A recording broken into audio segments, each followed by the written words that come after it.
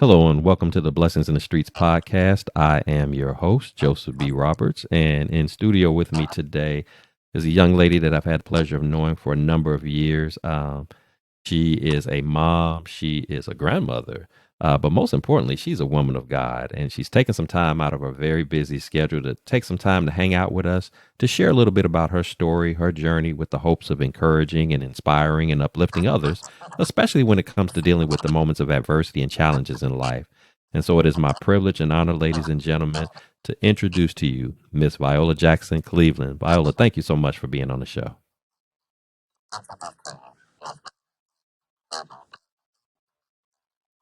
Thank you for having me. Absolutely. Absolutely. So before we jump into our segments for today, I do want to give you an opportunity to share a little bit about yourself, who you are, where you're from, what you do, kind of give our audience a taste of who is Viola Jackson Cleveland.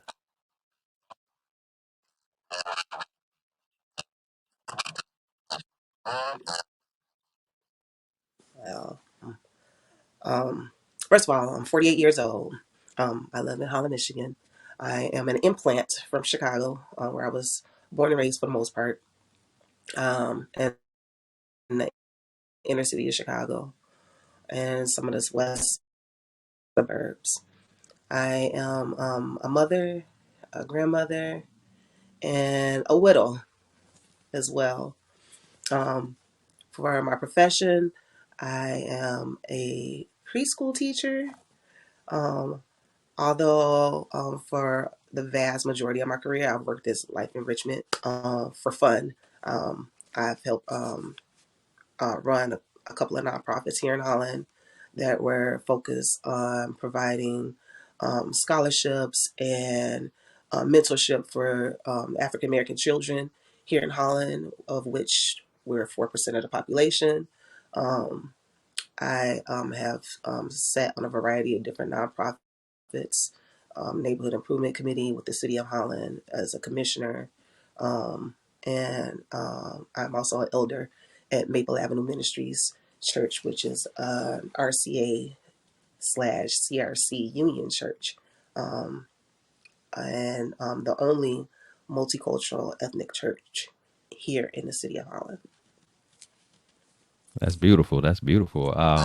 Clearly, you have your hands full with a lot of different areas, and I love the fact that you, of course, are big on your efforts in the community, and of course, your efforts in the church. I didn't know that you were an elder, and that's great to know. And it's just an awesome thing to see that the different things that you're involved in. Of course, I haven't had a chance to personally see you in a very long time, but I have had, Yeah. opportunity to follow you online, and keep up with some of the things that you're involved with. And of course, you made mention to our audience, which they're not aware of until you just said so. You are a widow. And for my listeners, I just want them to understand that the gentleman that she had the pleasure, the honor to be the wife of, the loving wife of, and to have such a loving husband. His name was Gerald Cleveland, and he was like a brother to me, literally. Gerald and I knew each other from very, very early age. Many, many fond memories of time spent together. So that's a good brother, and I know that the fact that he selected you to be his wife. That's all I needed to know about that choice. That you had to be something special as well, and it's clear and what I already knew about you and what you're shared just even so far today. So again, I thank you for allowing me this experience to learn a little bit more about you, other than the things that I've had the pleasure of knowing offhand through Gerald over the years, in the time that you all were married to one another. So with that said, Viola, I'm a firm believer that when we talk about our journeys in life, we would be remiss if we didn't go back to how it all began. I think a lot of where our beginnings start from serves as a preview, if you will, of how life is going to take us. Our purpose in life, where we were intended to travel, as God wants us to. And so, with that said, if you would take us back to your childhood and share with us what was it like for you growing up, fond memories that you have about growing up, as well as if there was some specific challenges that come to mind. Of course, I'm from Chicago, just like you, coming up. So I'm very familiar with what that life is like. But some of our listeners may not be aware of that. So if you would kind of walk us through what childhood was like for you, fond memories, again, as well as any challenges that come to mind. Okay. Um, well, I was raised primarily by my mother. Her and my father got divorced when I was 4. And something you probably didn't know is that the person that handled the divorce was actually Gerald's mother, um, through the Legal Assistance Foundation. And that's how she became what my mother said was her best friend. Hmm. Um, so, um, but my mom um, had experienced some significant, um, and one of those is that she is a paranoid schizophrenic. So I was raised primarily by a woman who had mental health issues, and and it was her, myself, and my brother primarily, as due to those issues, she secluded us from our family. And unfortunately, due to those mental health issues, I myself experienced a lot of abuse, both verbal and physically, from my mother. So it was that was a big challenge. When she had her good days, I learned how to braid. Cooking with my mom, that was the thing that we did the best. We shared a love of cooking and a love of books. We share books and things or another like that still today. We don't cook so much together, but that's later on down the line. Um, uh, um, Being a single parent, and when she was stable, she was able to work, but when she wasn't, um, we had challenges. Um, and we were doing really well, probably until about the time I was about in fourth or fifth, about fourth grade. And we went to go visit some friends in Chicago. At that time, we were living in Bellwood. And we came home to realize we didn't have a home to come to because there was a great flood in Bellwood. Hmm. We lived down Bellwood Avenue, and the streets had flooded so much that they had boats that were going down the main street to get people to and from places. Um, and as a result of that, we, for a couple of years, experienced homelessness. And because my mother was distant from our family, um, we were in and out of shelters throughout the city of Chicago and in the suburbs.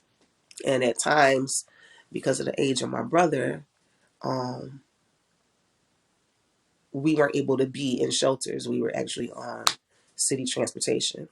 When I saw that movie, Pursuit of Happiness, I couldn't do anything but cry as we were sitting there watching it, because the same experiences that Will Smith's character experienced in that movie were some actual experiences that my brother and I had experienced with my mom. Hmm. Um, um, I found out that there was a museum inside O'Hare Airport because we slept in the bathroom next to the museum at O'Hare Airport. Um, and riding on city transportation, um, that was a challenge too. We could have went to the shelter, but they wanted to put my brother in the men's area, and my mom didn't want my brother to be in there by himself. The men and the women in some of those places had to be separated. So um, at some point, she got in touch, ran into one of my cousins on my father's side, and his name is Steve. And Steve and his wife Carolyn invited our family over for dinner, and they didn't know the circumstances that we were in because mom was real prideful. And um, so we went for dinner. Mom said that she was going to go to the store to go get something to drink, and she called from the store and told us. Um, and of course, that caused a little chaos. But my cousin was able to get a hold of my dad after about 2 weeks. He got a hold of my uncle, and my uncle got a hold of my dad, and he had to make arrangements. Um, and my dad was able to bring my brother to where he was at, with my stepsister as well. And that's when we sort of saw an upswing then, because we had finally had the opportunity to experience some stability. Um, and that was a huge blessing, getting able to get caught back up in school. Mom was able to um, finally get someplace and be able to save enough to get a place, and eventually come back to us. Although because my dad had us, she was still the primary guardian and legally, and so I was forced to have to go back with my mom, uh, which then again was a whole nother cycle of um, physical and verbal abuse. Um, and then,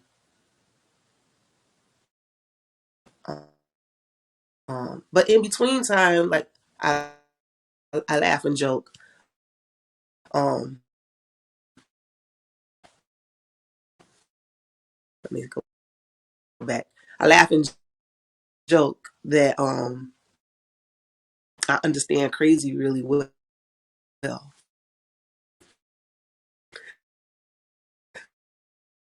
When my mom, when she's cycling, so sometimes she's Wilma with one L or two L's or Will. Um, Her cycling, she does a lot of manic writing. Um, and so in my professional life, and I worked in nursing rehab, and they were asked me like, what unit do you want to work on? You want to work in a rehab unit, or do you want to work on a dementia unit, an Alzheimer's unit? I can function in that. So, but yeah, it was crazy. And it was just with me. My brother, it was I fuss at him today. I'm like, you're the favorite child. This is why you got to go deal with that. You know, I can laugh and joke about it now, but it took a long time for me to laugh and joke about it, because I didn't find out what my mother's mental illness was until I was 26 years old. Mm. Um, After an episode of her at the house of Jerry and I. But she found a place, and then was couldn't keep up with utilities and things, and she happened to run into Ema on the street somewhere, and Ema said, "Well, you know what? I have a place that you can come stay with." Ema is um, um, an apartment next door that's getting ready to come in for rent. You guys just come on over here. And that was another time where I could say like our life took an upswing, because with that, then we gained an extended family because all of the Clevelands, um, and Jimmy lived downstairs, and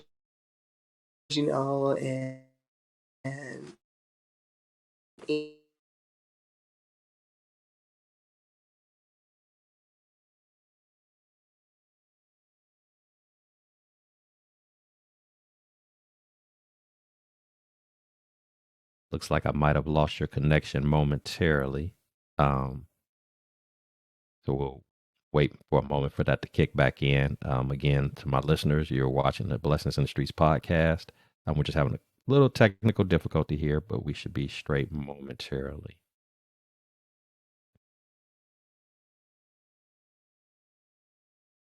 If necessary, Viola, if you need to, if you can hear me, feel free to log out and log back in.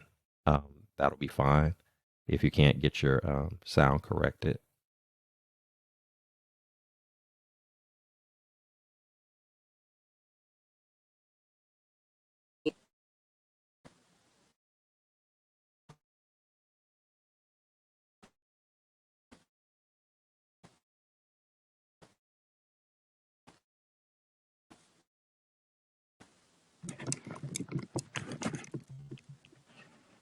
All right, I'll log out and then I'll log back in. Now I can hear you. But yeah, you can do that.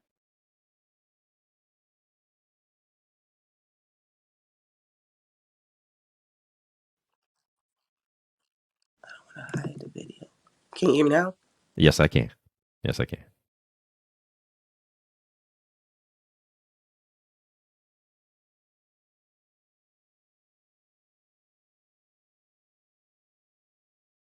Okay. If you are talking right now I can't hear you. So you might need to let's try having you log out and just log. So again, this is a Blessings in the Streets podcast with our guest, Viola Jackson-Cleveland. She's sharing a very powerful testimony of growing up in a home where we're dealing with mental health issues and homelessness and things of that nature. Very powerful And conversations. So she's getting herself straightened out with the technology here. Are we back on, Viola? Can you hear me okay?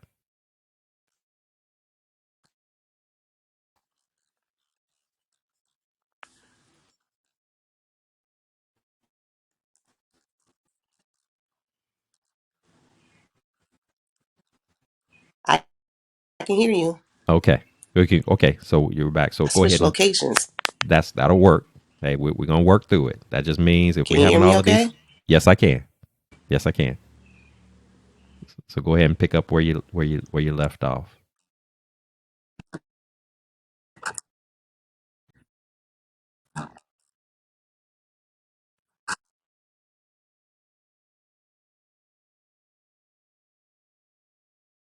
Like your sound went out again on us. Uh, let's see. Refuge.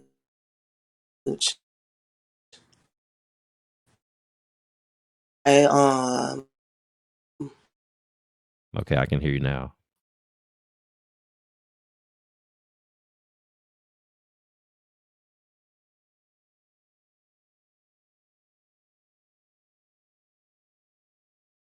Yeah, and the sound just went back out.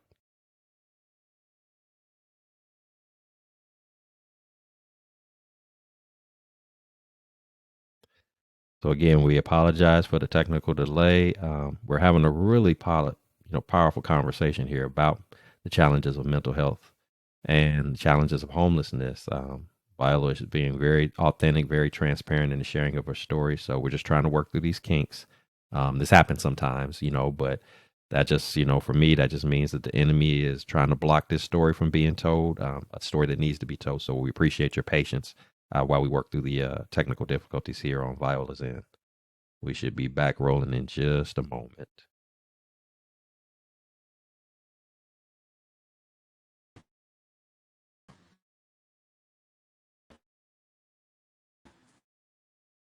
Yeah, I see Viola has logged back in. Can you hear me okay, Viola?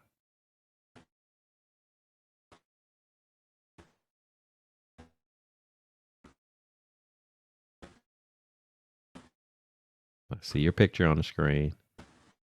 Now we just need to see if you can hear me.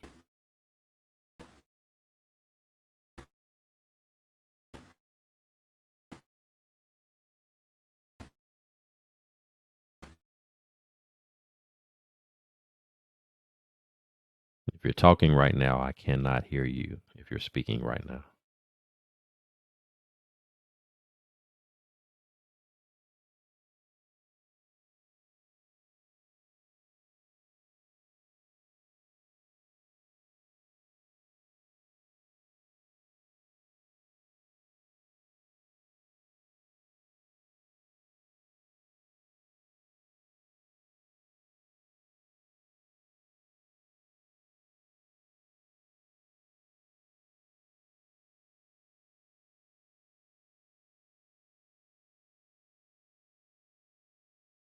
Still not able to hear you. I see your picture on the screen, but I cannot hear you.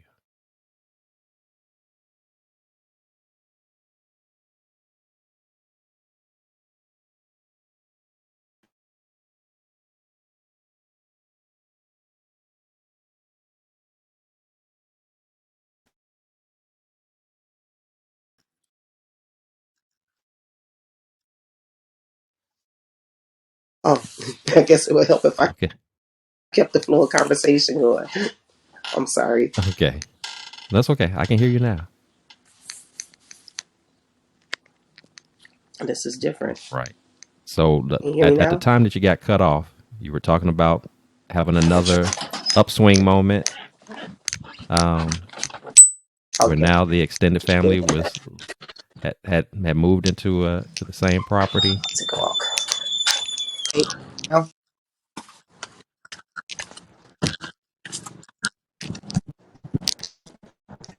Right, blessing. Just because, as I mentioned, we were living next door to uh, and that was a great extended family. The Clevelands don't meet strangers. Everybody is Right. part of the family, and and filled a huge gap for my brother and I as well too. Um, that's how I found myself at Right Tracks. Um, and with Pops experience being um, part of something at a nonprofit. Uh, in the summers, we would be over there Hmm. um, with your mom and him, and that was a kicker, folding pamphlets and participating in whatever they had going on over there. And then Jerry's mom, she was on the board for several nonprofit organizations in the city of Holland, and so she would kidnap me and have me come take notes. So at the Women's Welfare League, for the AIDS Foundation at St. Luke's Presbyterian Hospital, uh, I would be at her job, and she would have all the notes from her clients that she had during the day. When that newfangled technology came out, I Hmm. would be on the computer at nights typing in her notes. Um, I hated my typing class, but Libby, you got to practice. And so I would type her notes in like she told me to type them in. So all of that follows me now because Lynette and Jerry, they're like, well, Mama trained you on up to do the things that you're doing now for the community, and Pops as well too. He always had some type of hustle going on. Or it's like you gotta go to school, and you just keep doing what you do. Here's a pair of shoes. Um, um, you know what I'm talking about. He I always had absolutely shoes in do. the car. He threw me a pair of shoes one time. I said, Pops, I can't fit these. Just put some newspaper on the inside of the toes. It'll work. So um, I very much am appreciative because I know that it is what shaped me for where I am today. The Lord put people in my path that I didn't even know.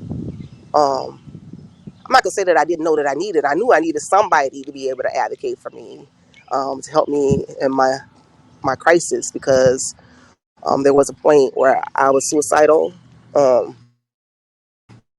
and I had tried to slip my wrist, and I was in the hospital. And Jerry's godmother, Mama T, she came up there and she was like, "This is not where you want to be. This is not what you want to do, and we gonna make a way." And they made a way. So for some reason, uh, my mom had trust in them when she didn't have trust, and she let me go anywhere with the family. And when my brother he was at home. I'm 2 years older than him, and she just let me travel along, and it was good things. It wasn't. I mean, I wasn't in the streets, so I was blessed in that opportunities that found themselves availed to me through through the Cleveland Children's Family. So, um, like I mentioned earlier, when I was in school, I was focused. On the weekends, I went to UIC and took classes there. After school, I did whatever I could after school. I choir director.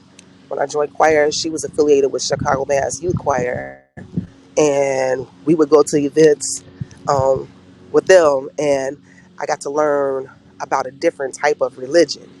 because my mother was a Jehovah's Witness, and my Mm, father is the son of a Kojic preacher. And out of the five boys in my dad's family, my dad is the only one that's not in ministry, although he had a beautiful voice. He doesn't sing any longer, but he had a beautiful voice. Um, and so I got to experience a window, uh, a vision of God in a different way through music that stirred a longing in my soul. Like, I want to know what this is all about. Why don't we sing that kind of music at the Kingdom Hall? And that led to me when I was eventually old enough to be on my own to explore other avenues of religion and to find something that resonated with me. mm. Uh, so I don't know. Traumat, the question was about my childhood. It was busy. It was real busy. Yes, yes. First and foremost, let me first start off by saying I appreciate your transparency and sharing what you've shared. To have to deal with, like you said, mental health challenges from your mom, dealing with bouts of homelessness, just a lot of instability that you had to face challenges, challenging wise coming up. That can never be easy for anyone. But at the same time, and I believe that you probably would agree with me on this, is that God makes no mistakes, and I believe that when I think about just the path that you're on right now, the things that you've been connected to, career wise, volunteer wise, community wise, a lot of those things wouldn't have this. You wouldn't have the same impact, I guess, if you would, had you not gone through some of those challenges and some of those struggles that you went through in your earlier childhood years. And I truly do believe that God allows us at times to go through these series of storms, to go through these series of experiences, to prepare us to be able to properly come alongside other people that He's placed in our along the way that we're going to meet down the road, to be able to pour into, encourage, to uplift. Just even going back to what you said earlier about you didn't mind working in like units that involve people who had dementia, or or Alzheimer's, because you were like, I'm accustomed to crazy. I can relate to crazy, because you had experienced that. So you being able to experience that, even though you were saying it in a jokingly way, it was actually a positive thing, because you now, again, you were able to relate to people who were having similar challenges, similar struggles. You could be empathetic in those situations. You could identify with the situations just from your own personal experiences. So, I don't take those moments lightly, and I think it was a preparation, even though it may not felt good in the moment. It was a preparation for where God was leading you. So, but again, I appreciate your transparency and sharing that, because there are a lot of people, unfortunately, who have had to come up in similar situations, and they don't know how to cope. They may not have even been able to survive it. So the mere fact that you were able to survive such a thing, even getting to a point where you thought about, actually going through taking your own life, the fact that God kept you here, and didn't allow that action to be successful, lets me know that He had more in store for you, that He had some works in store for you to do moving forward in life. He wasn't done with you yet. So I'm thankful to Him that He loves you enough to He wanted to keep you around a little bit longer, because He had some work for you to do. He had some impact for you to make. So with that said, Viola, as you've mentioned, you talked about the early struggles in childhood, the trauma that you went through, and of course, as we enter into adulthood, there's going to be other experiences that we encounter, as well as storms that are going to come our way, and some of those storms will eventually get to a point where some are going to be a little bit more profound. They're going to be a little bit more heavier than the normal stuff.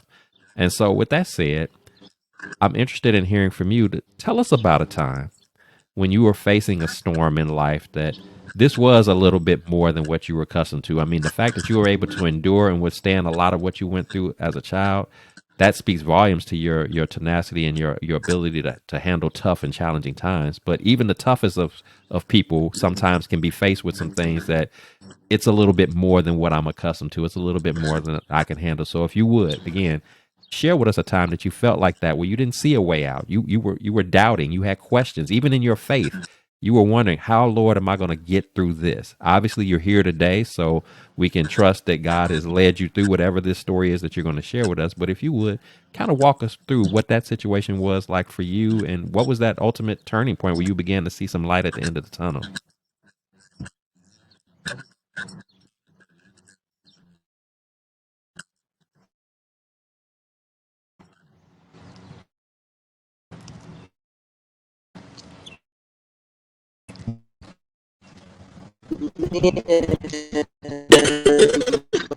But I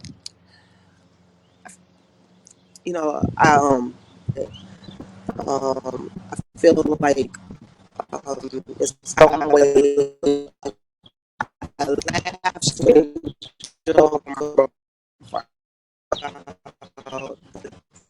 things that happened with my mom, and it impacted me. And I had sort of compartmentalized that was my youth. As an adult, when I discovered that the two things like that has been the biggest challenge by a family member is um, and one girls have been molested, dealing with the path of discovery, dealing with ramifications that um, that of all the journey I pursued. Um, uh,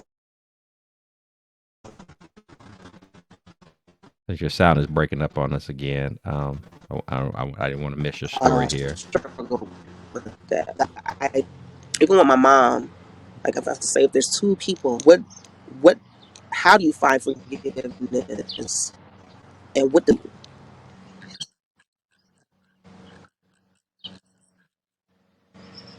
you hear me now? I can now. It was kind of choppy for about a minute or so. I want to make sure I Are don't you miss able your to hear me story. okay now? I can now. Yeah, just stay on for a minute. It was almost your Okay, your sound. Your forgiveness. sound was. So it looks like the and the family members was forgiveness and trying to our girls.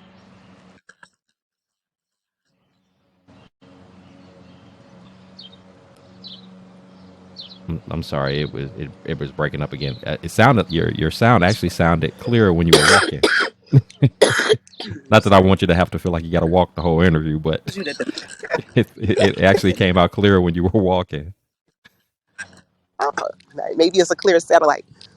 Yeah. So as I mentioned, my biggest struggle as an adult has been trying to figure out what forgiveness looks like in place of my mom and um, the things that her um, the rocky relationship that continued through adulthood, and in the face of what occurred with the family member that had molested my children.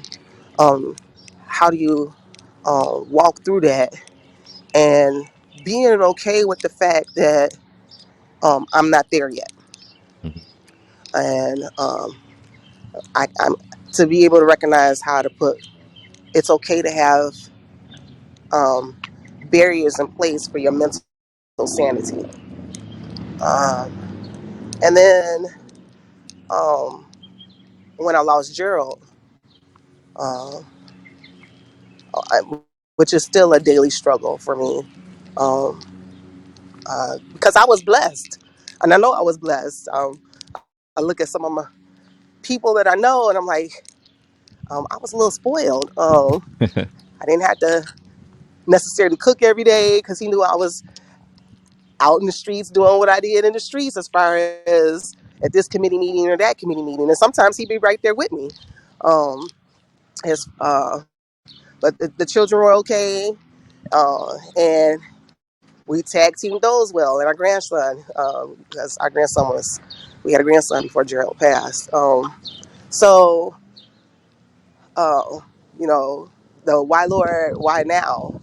Uh, we had always prepared conversationally about what life would look like because Gerald was a little bit older than me. Uh, but when Gerald had his heart attack, we actually were laying down in bed watching a movie. And I heard a funny noise, and I looked over and I realized that he was in distress, and I had wound up doing CPR on him.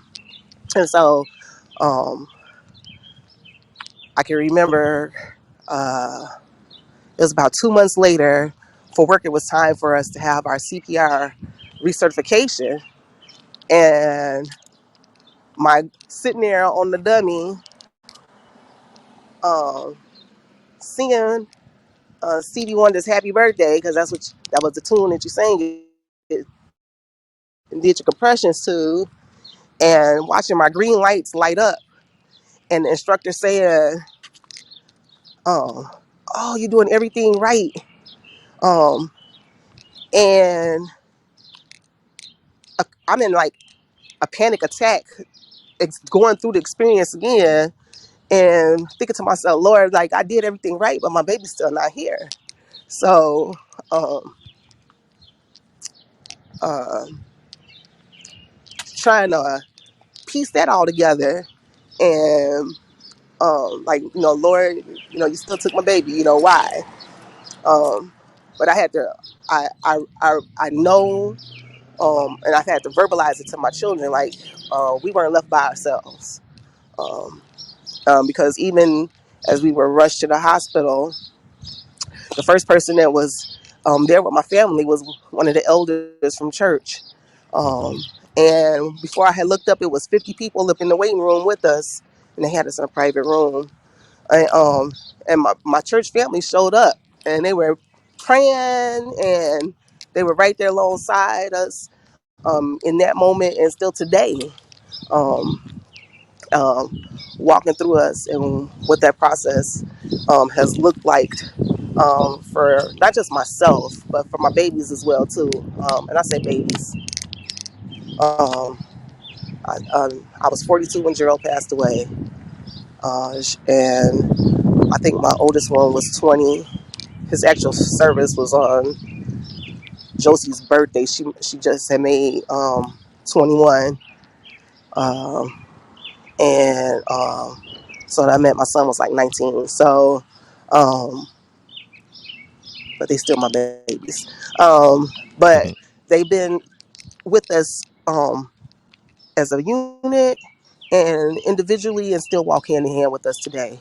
Um, and I, and I'm blessed before that too. Like as a family, we had found us a church, and at some point, I had felt like Gerald and I were unequally yoked because like I'm at church all the time, and he'd come.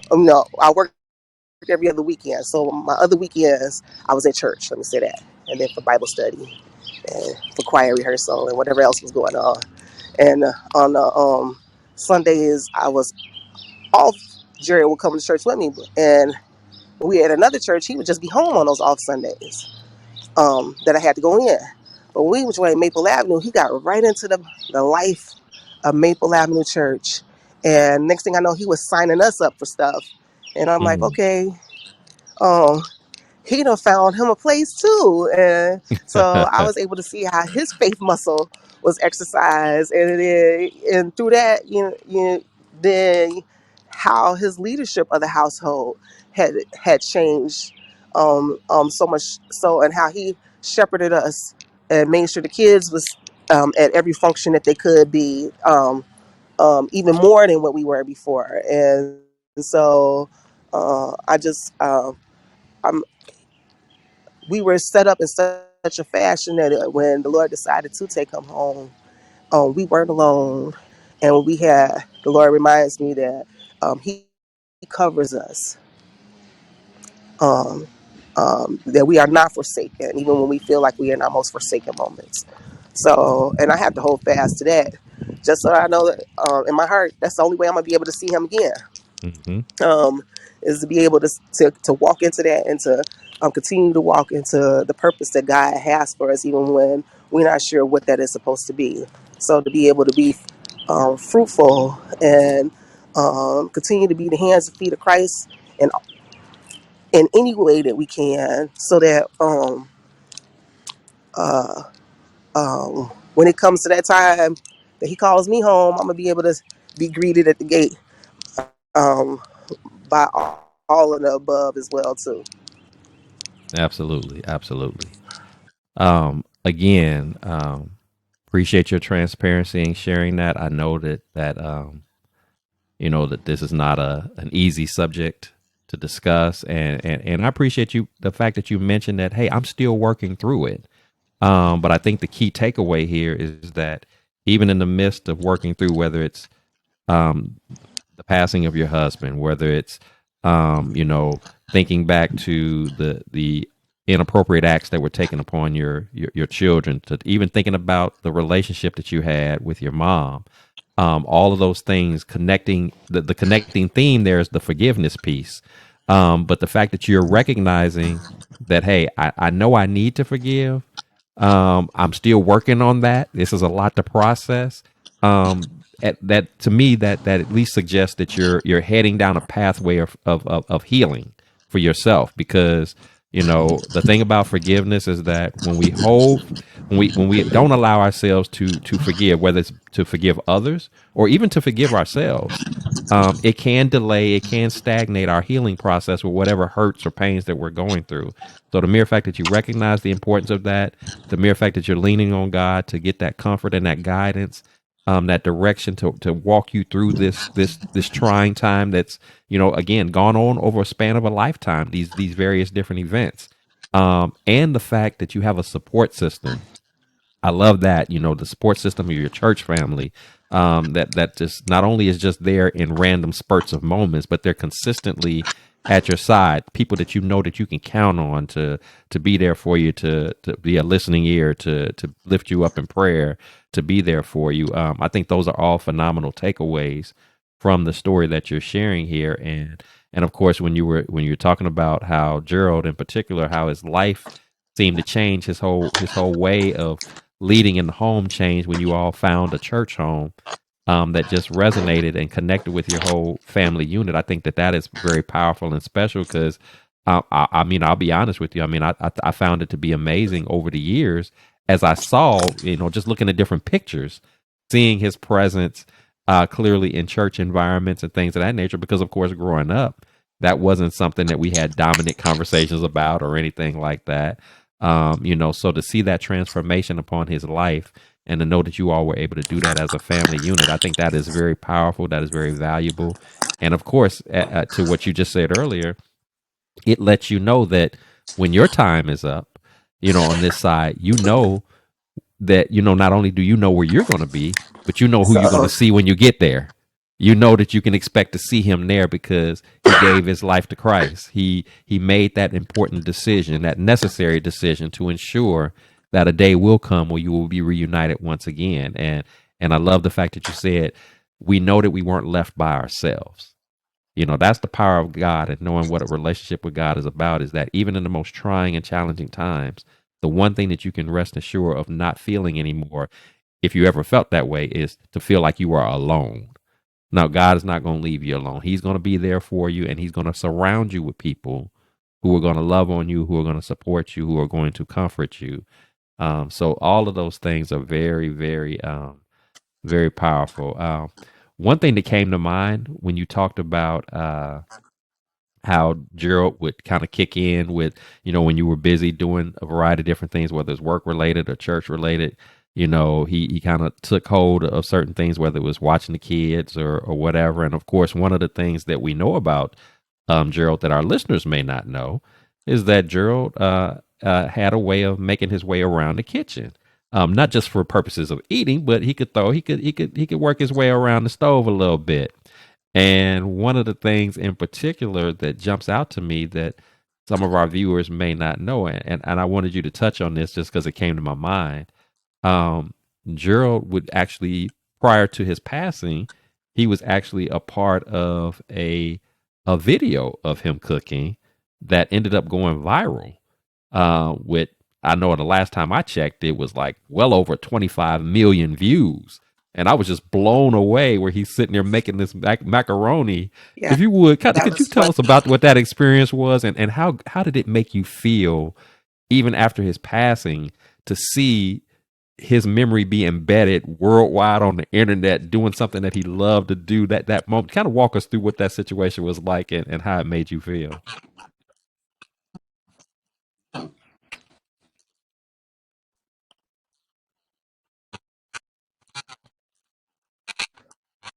Yeah, I think your sound went away again.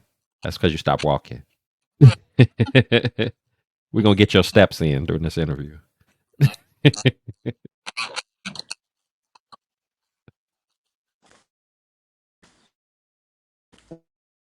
Jerry was 2018. We had a family. So it looked like it was gonna go dead. Um, I was trying to charge up a minute. Full of macaroni and cheese. I used to call it. I used to call it the cardiac cake. Um, and he was stirring it up, and it just looked so good. And he would post videos of what he was cooking, and that just was when people saw the food, they like, I'm coming over, I'm coming through. So I recorded it, and when I had recorded it, I had got a hit from Viral Hog, and my inbox overnight had filled up. I had thousands of people hit my inbox asking me for the recipe for the video, and because of that, that's why Viral Hog hit me up. And so I asked Jerry, I'm like, what do you think? He's like, go ahead. They say you can get paid. Go ahead and do it. So I did it.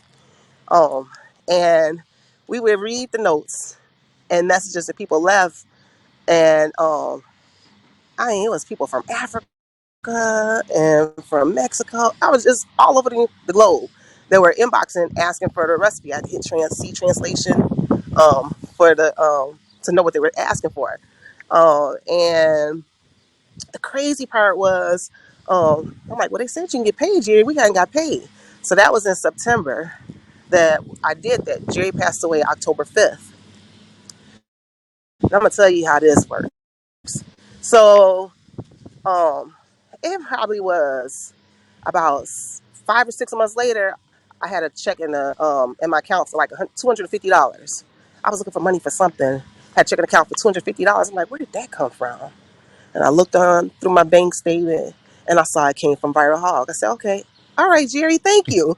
Um, there's been multiple moments that has occurred. And I'm like, okay, Lord, you and your son, you coming through. All right, so that happened.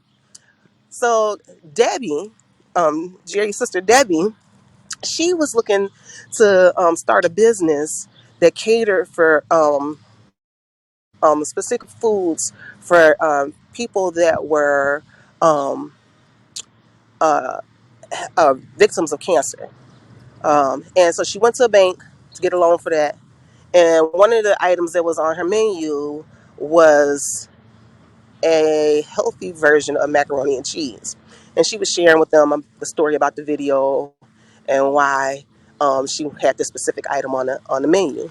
And she said the person that she was sitting across from told her like, um, because of the number of views, and at that time it was like over 40,000 something views that had hit. They said because of the number of hits that you had on this, as she showed the video, you should be trying to market this and do something centered around that. So Debbie, she hit me up. Bye. V, we got to do this. And I'm like, no, I'm just, that's going to take too much. A few months later, she hit me up again. And I'm like, okay. A couple of times, I'm like, okay, whatever. This what you want to do? Fine. Yeah. Here's the recipe, blah, blah, blah. And lo and behold, um, Wright Enterprises was born. And from Wright Enterprises, um, Uncle Jerry's Cheese and Mac was started, and it's sold in over 32 stores in the city of Chicago today, Mm. and a variety of other places that Debbie has marketed to. So um, people get to taste that cheesy, gooey goodness if you can hit a Jewel or Whole Foods in the city of Chicago. Love it. I love that. And like I said, just the timing of that video, not knowing what was getting ready to happen, and then just to have the blessings, whether it be financial or just the kind comments and the love for him that it's expanded well beyond his passing. It just like adds a.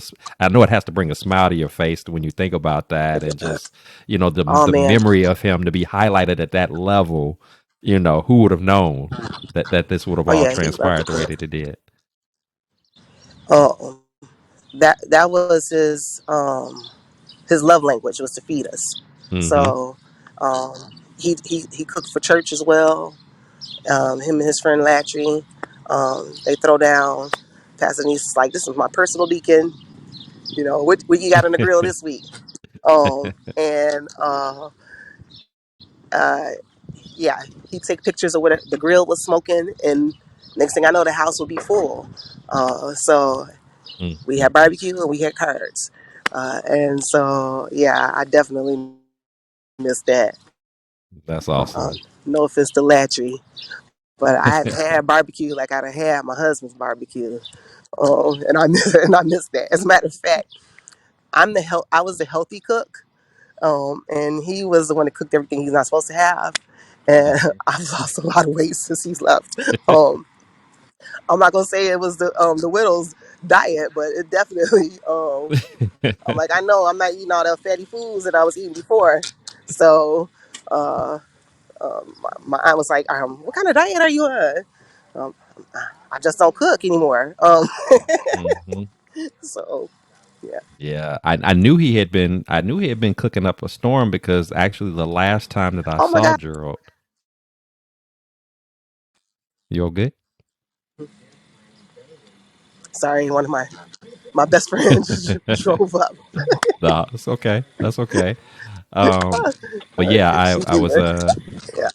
I No. was I was saying Um. the last time I saw him alive, of course, unfortunately was it was at of course landlord or at his funeral was the last time Gerald and I saw each other. And I remember seeing him after not seeing him for a while. He was kind of course, much bigger than the last time I had seen him. I was like, oh, I say he ain't been missing no meals, obviously. And but I always knew Gerald could throw down in the kitchen, so I've had a chance to partake in a little bit of that. Obviously, you got the good sampling of all of that good cooking, even if it wasn't the most healthiest of all times. But nevertheless, he learned well, and just like his dad, cooked well. And we come up in a household of just eaters, and it's just what it was. So, like you said, that was his love language, and so it was definitely a way for him to go out on top, if you will, to put his mark on his life.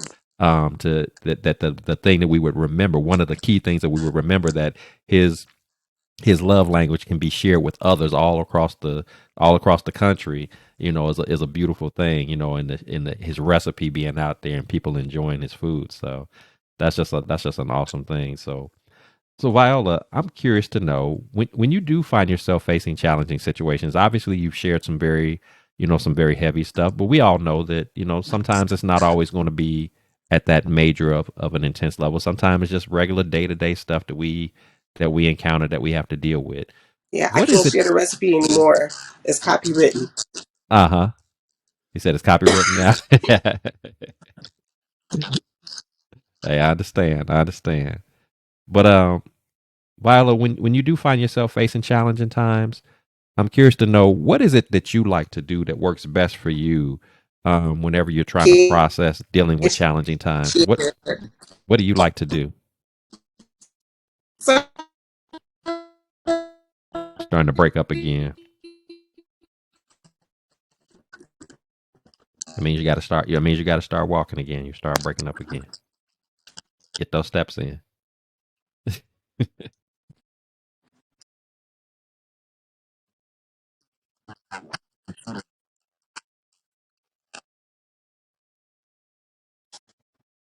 Looks like we're just having a little technical difficulty again. yeah, I can't.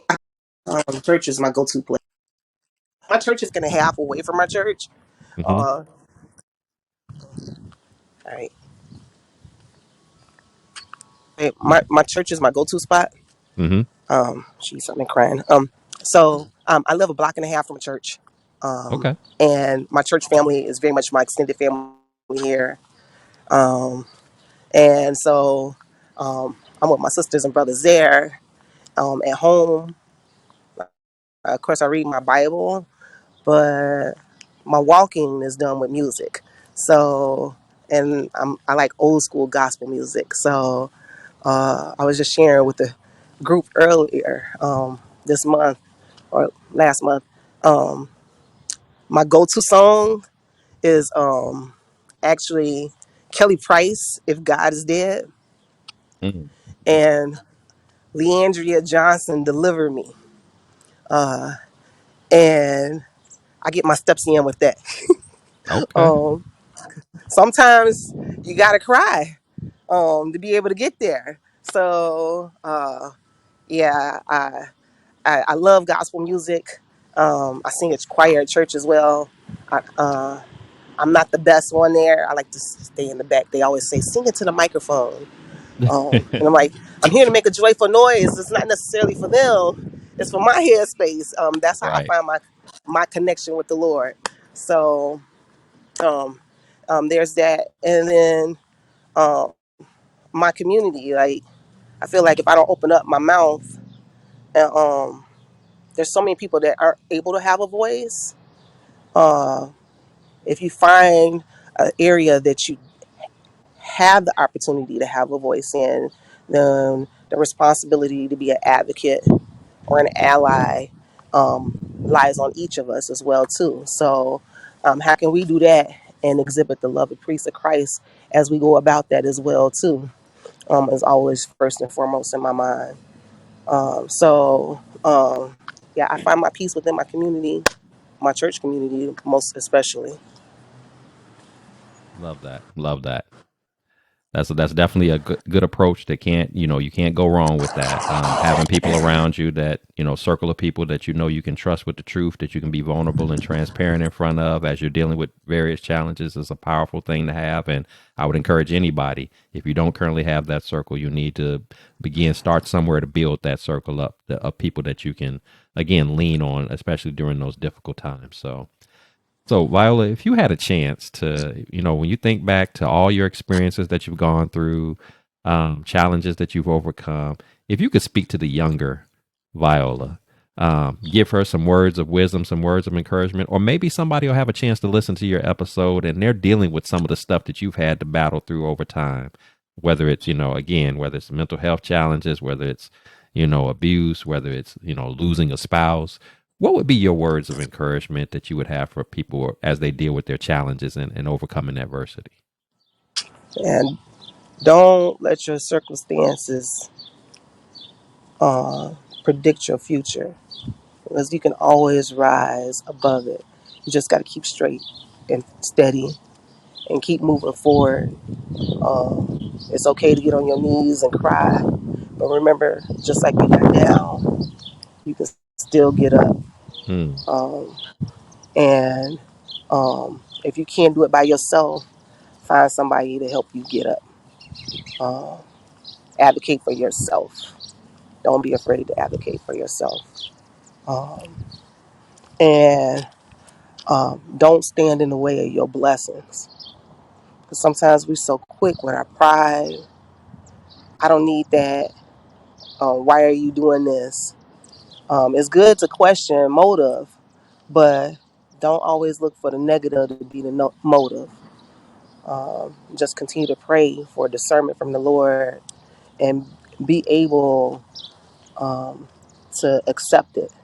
Um, Even, I tell you, the hardest thing initially for me when Jerry passed away, people, I felt overwhelmed by all the hands that were coming through. I walked outside, there were baskets of food from the neighbors. God bless them. We had just moved on the block. We were only 6 weeks on the block when Jerry passed away. Hmm. All the neighbors in the block had brought gift baskets, and um, it was food on the porch, left on the porch. I came home, somebody was mowing my lawn or raking the leaves, and I'm like, I don't even know these people.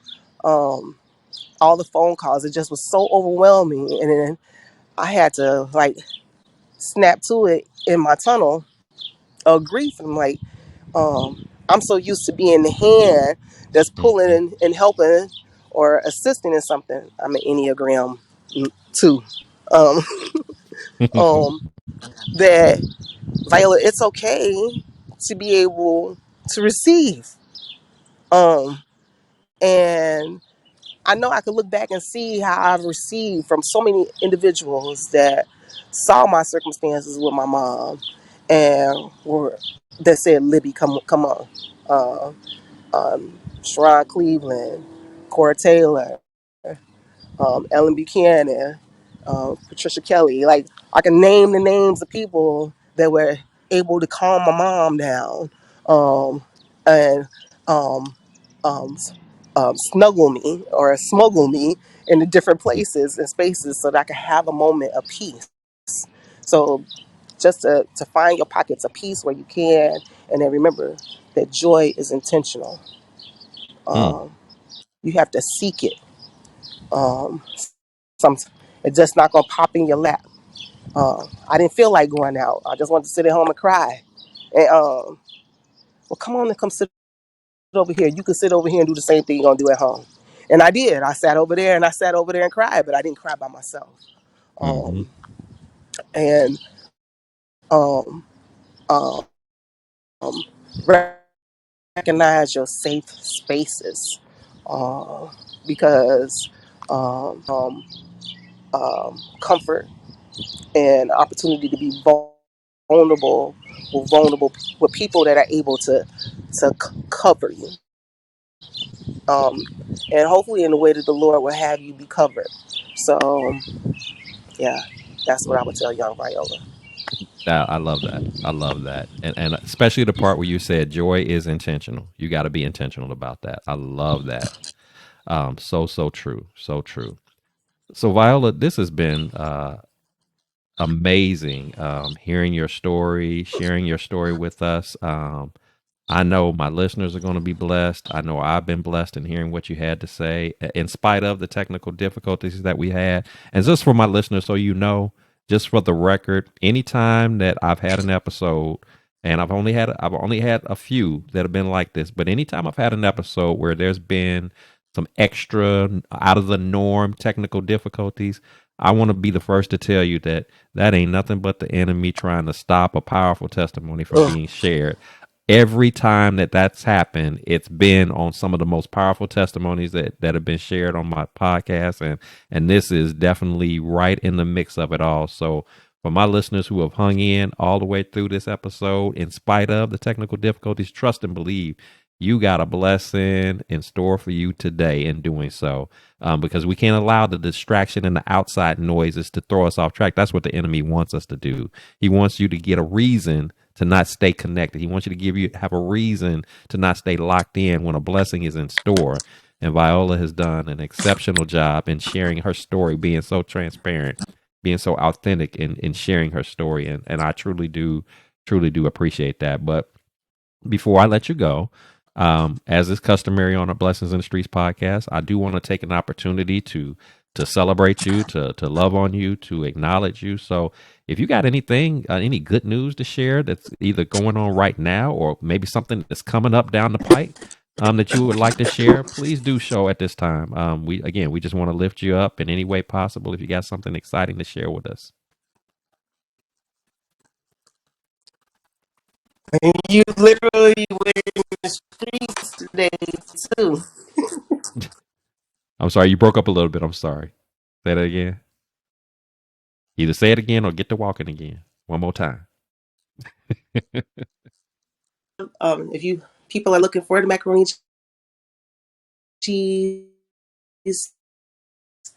or the cheese and mac video, I want to make sure. Okay, the lesson on that right now is a walk and run for our church. That's a fundraiser that's going to take place on June 15th Mm-hmm. at Maple Avenue Ministries, which you can find us at mapleavenueministries.org in the city of Holland, Michigan. Um, our church is focusing on highlighting the disparities that affect the African American community. High blood pressure, high cholesterol, heart attacks, strokes. Those are the things that primarily take us out. Gerald, he passed away from a heart attack. He had a massive heart attack. So it's near and dear to my heart, and so that's the biggest thing that's been my focus for the last couple of months for us. I also have a friend, a great friend who passed away for COVID, and his family is doing a fundraiser for that on May 18th at the Northside Holland Boys and Girls Club. And so his sister, she's asked me about connecting with her and helping them with that as and formulate a nonprofit that's centered on the legacy that Matthew Ward has left for the youth in our community. He did great work with the youth. I should say the Reverend Matthew Perry, because he was a minister as well too, and a good young brother for me. And then our family, Jerry's legacy with the macaroni and cheese still lives on, as I mentioned, and it can be found in the city of Chicago for those that are interested in trying it out. And Debbie does ship, so there's that as well too. And you can find that on Facebook at Jerry's Cheese and Mac. Awesome, awesome. Well, again, all of those things are definitely worthy of celebrating and acknowledging the great works that you're doing, the legacy that Gerald has left behind in his macaroni and cheese, and just again, just God's anointing on you and your life and your family. That is to be celebrated as well. So we will continue, of course, to keep you lifted in prayer, keep God's hands covering all over you and your family and everything that you do. God is not done with you yet. There's still more work in store. That's why he's kept you around in spite of all the challenges that you've had to endure, because there are many, many more blessings to pour up out of you. And I'm just so thankful that again, you found it in your heart to take time out of your schedule to just share with us in this short period of time that we've been together. It's been an action packed, fully loaded testimony full of blessing, testimony full of gems and nuggets to drop on us on why God is so important of having His presence in your life. You are a living testimony to that, and for that I'm thoroughly grateful that you have been a part of this experience with me in sharing with my audience and to my audience.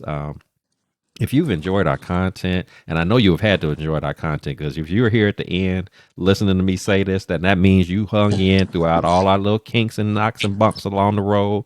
But you understand that this was a powerful message that you needed to hear. So again, if you've enjoyed our content for today, please share, please like, please comment, please subscribe, because here's the Blessings of the Streets podcast. This is what it's all about. We want to empower, we want to encourage, we want to uplift. We want to pour into others, being transparent in the sharing of our stories, in the sharing of our testimonies, our challenges in life, because we understand that even in the midst of your storms, even in the midst of your adversities, it doesn't mean that that's the end of your story. If God allowed it to come your way, there is something for you to get out of that. There's a purpose in that pain that you're going through. It's an opportunity for you to grow, for you to elevate, for you to develop and transform into the purpose that God intended for you to be a living example of. So don't ignore those moments. Don't allow those moments to get you down. Understand that even if you fall down, you can still get back up. It's okay to do that. And it's okay to shed tears along the way. God is there to comfort you, to wipe those eyes, to be that embracing, loving person that you need in your life, that presence that you need. He is always going to be there for us because he loves us unconditionally. And so, with that said, remember, here at the Blessings in the Streets podcast, this is the place where your story is your glory, where your relationships are relevant, and your journey is your joy. I am your host, Joseph B. Roberts. Thank you so much for tuning in. And until next time, you keep fighting that good fight. You keep persevering. Don't allow those struggles to keep you down. You keep working through that, fighting through that, but of course, making sure that God is at the head of it all. That is a relationship that if you don't have it, you need to make that decision today, and it'll be the best decision that you've ever made in life. We're not telling you something that we heard. We're telling you something that we know. So with that said, you take care of yourselves, and I look forward to seeing you next time. You have a good rest of your evening.